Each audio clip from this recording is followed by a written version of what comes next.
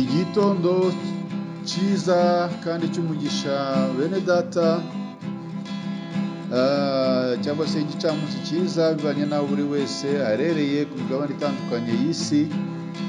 Mwe mwese mwemeye gufatanya natwe gusangira ifunguro ry'umunsi kandi ya buri gitondo. Kuryama no kubyuka ni imbabazi z'Uwiteka.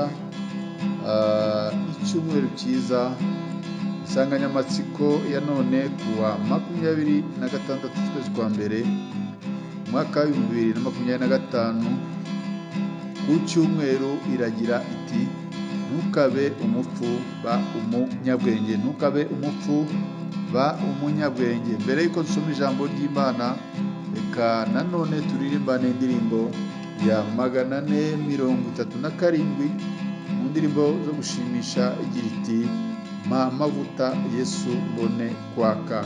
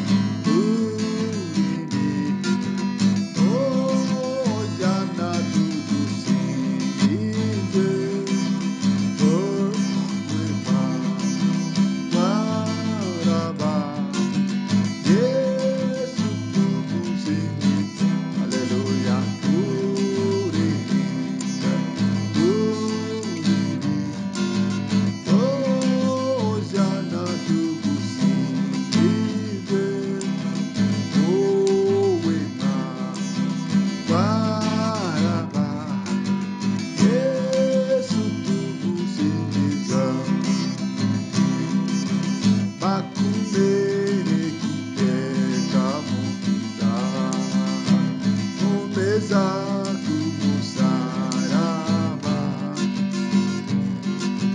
makumere kiteka mukiza tumena muri nebuka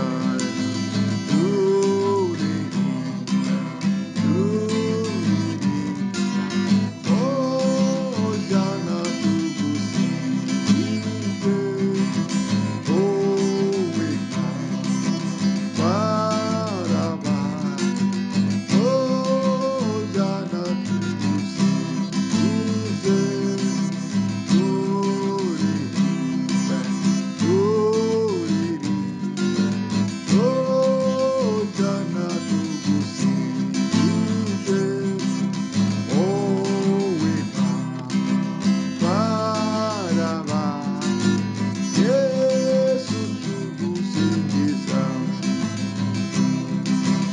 agora bihangira amaso ukunyigisha twemere agora bihangira amaso igire uburinde Haleluya turirimba Hojana tugusingize oweka baraba Yesu tugusingize Haleluya haleluya haleluya Yesu naduhe amavuta bene data amavuta niyo adushoboza reka dusome ijambo ry'Imana twihuse hano mu gitabo mu butumwa bwiza uko bwanditswe na Matayo ibice 25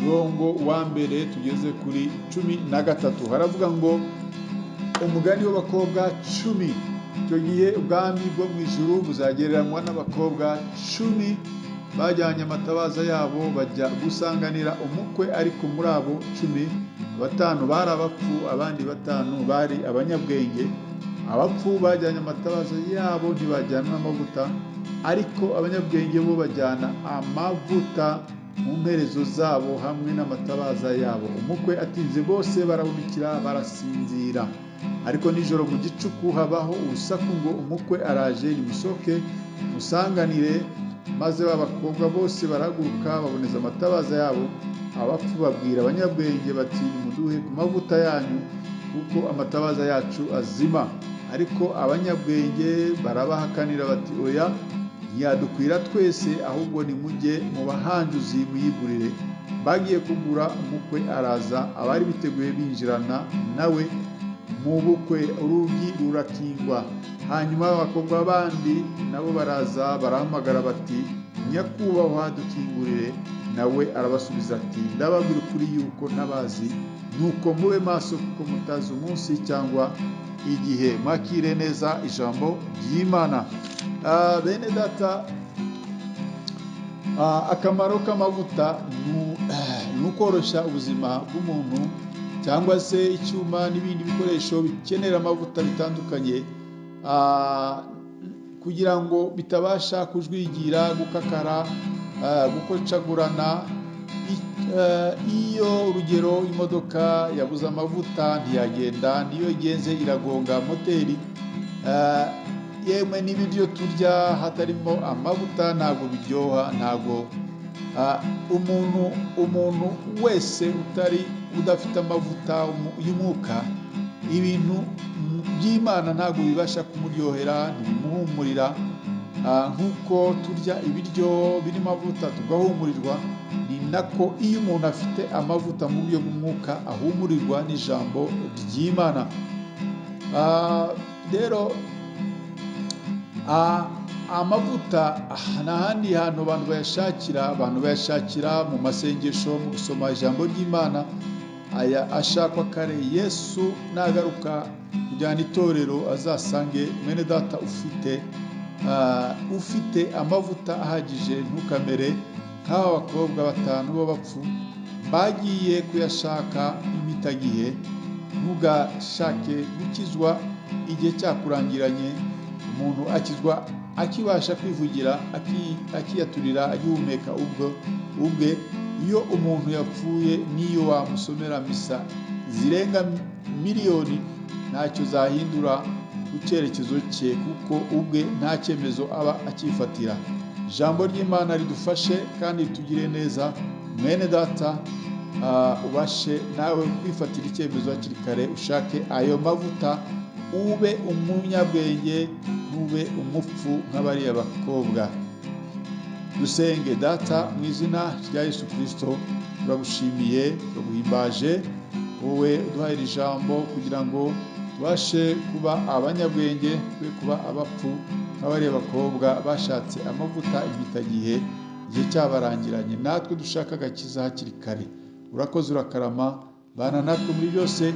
Ishimwe n'icyubahiro byawe none n'iteka ryose, ni mu izina ryawe ryera Yesu Kristo umucunguzi wacu bisenze, amena. Mwari kumwe nanone nk'ibisanzwe na mwene so muri Yesu Kristo, Bishop Apollinaire Gakombe, umushumba mukuru w'itorero The Evangelical Covenant Church of Rwanda ECCR. Imana y'amahoro ibane namwe bene data mwese. Bifurije amateraniro meza, icyumweru cyiza n'ibihe byiza muherereye naho mwateraniye. Shalom shalom, ndabakunda.